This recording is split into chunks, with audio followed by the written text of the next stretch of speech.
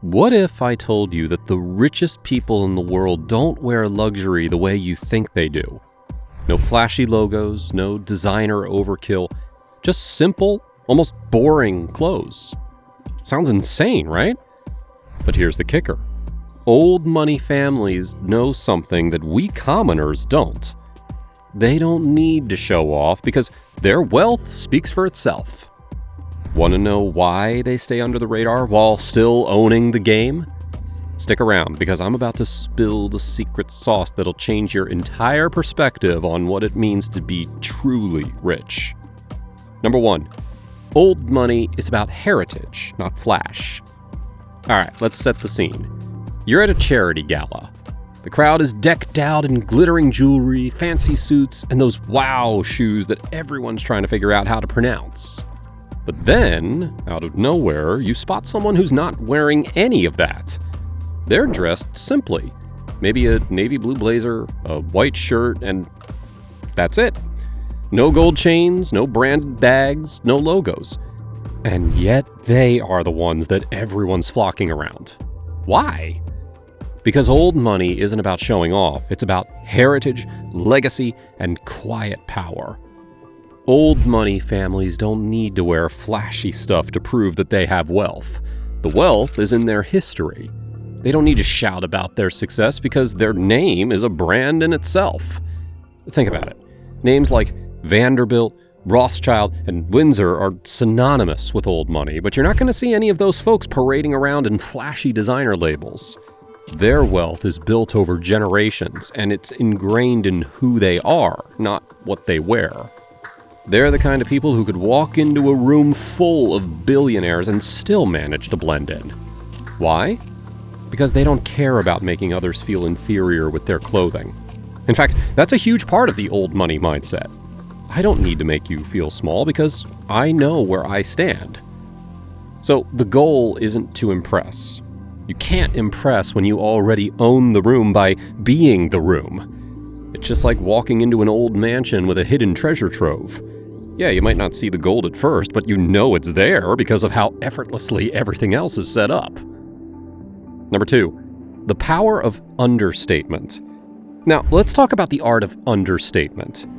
Imagine you're a billionaire who's inherited wealth and you've been doing this for generations. Do you really need a Louis Vuitton bag with a logo the size of a dinner plate? Heck no. The true power of old money is in its ability to stay under the radar. Wearing loud luxury items would be like a low-key billionaire driving a Ferrari covered in neon lights just to get attention. Not cool, right? Old money is all about subtlety. It's the quiet flex. That classic tailored suit, it's probably handmade by a designer that you've never heard of. And that's on purpose. That watch, it's not the latest Rolex with a flashy gold face. It's a discreet Patek Philippe that only those in the know would recognize. But here's the trick. Old money people don't care about the attention. They don't want you to know. The beauty is in the mystery. The moment someone wears a piece of clothing that says, "I'm rich," it almost loses its charm. But when you're rocking those subtle touches and people are trying to figure out how much your suit costs, that's where the magic happens. It's like an exclusive club where only a few people get in. And trust me, old money people love that feeling. So when you're trying to show off your wealth with all that flashy stuff, just remember this. Subtlety is king. If you want to fit in with the old money crowd, you're going to need to take notes from their playbook. Number 3, luxury as a depreciating asset. Okay, this is the part where it gets real. Old money people don't just buy luxury items for the heck of it. There's a reason that they don't go around dropping thousands of dollars on shoes or designer handbags. And no, it's not because they don't have the money. They've got plenty of that. It's because luxury items are generally depreciating assets. Let's break that down. Most luxury items lose their value the second you use them. A designer bag that costs $3,000 today might be worth $1,500 next year. Sure, it might be stylish, but that's not an investment. Old money families are all about real investments. Things that hold or increase their value over time, like property, stocks, art, and collectibles. They see luxury clothing or accessories as something that you enjoy in the moment, but not something that's going to build long-term wealth. So instead of buying yet another expensive watch that's going to end up sitting in a drawer, they're more likely to put their money into something that appreciates, like rare vintage cars, fine art, or even a multi-million-dollar property that can generate passive income. And when it comes to personal style, they've got it all figured out. Instead of splurging on the latest luxury trend, they're going to buy a few classic pieces that they can wear for decades. A nice cashmere sweater, a well-fitted blazer, that's their version of luxury. These aren't just things, they are timeless investments that stand the test of time. Number 4, avoiding the new money trap. Old money people hate being confused with new money. And you know what screams new money? The constant need to show off, especially when it comes to designer labels and luxury status symbols. For them, it's almost like wearing a flashing neon sign that says, "Hey, look at me, I've got money." Old money wants nothing to do with that.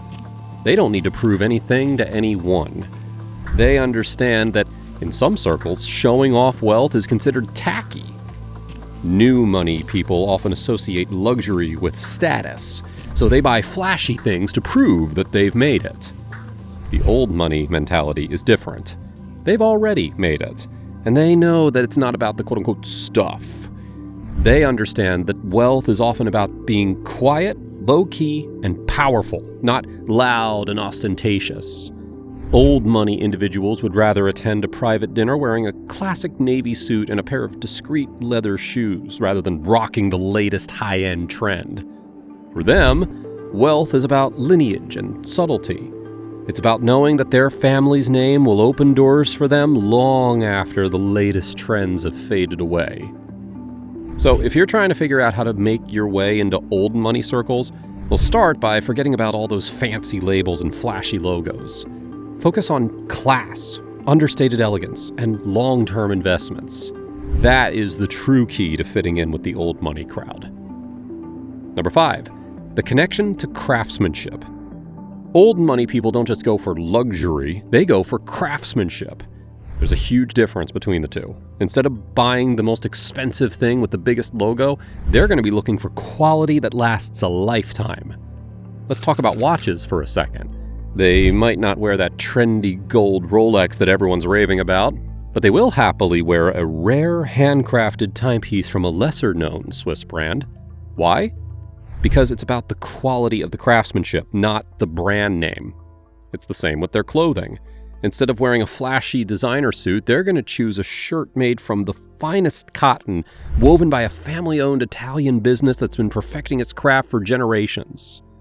For old money folks, it's not about the price tag, it's about the story behind the product.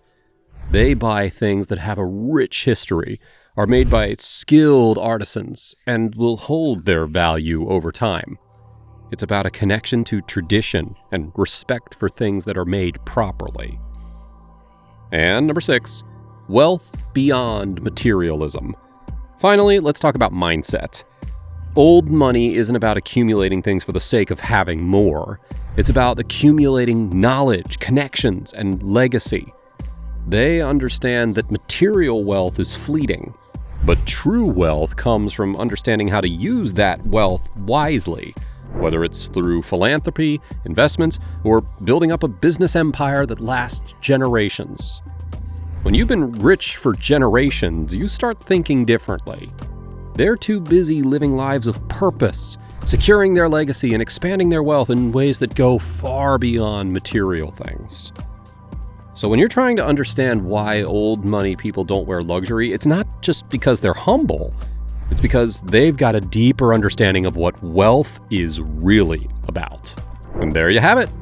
Old money people don't wear luxury because their wealth is already known.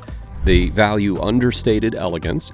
They see luxury as a depreciating asset, and they prioritize quality and craftsmanship over the latest trends. It's not about flaunting what they have, it's about enjoying what they've built and ensuring that it lasts for generations. If you're trying to fit in with the old money crowd, stop buying things that just look expensive and start focusing on what's truly valuable. The next time that you're tempted to splurge on that luxury item because you think it's going to make you feel important, just remember this: true wealth doesn't need to shout, it whispers. So, what's your deal? Would you ever take the old money route, or are you going to be sticking with the flashy new stuff? Let me know in the comments down below, and I will be sure to respond to all of you. Like and subscribe if you love old money elegance and understated fashion. And if you don't subscribe, it means, oh, I'm just going to have to wait another day to onboard you. Stay sharp and subtle, and I'll catch you next time.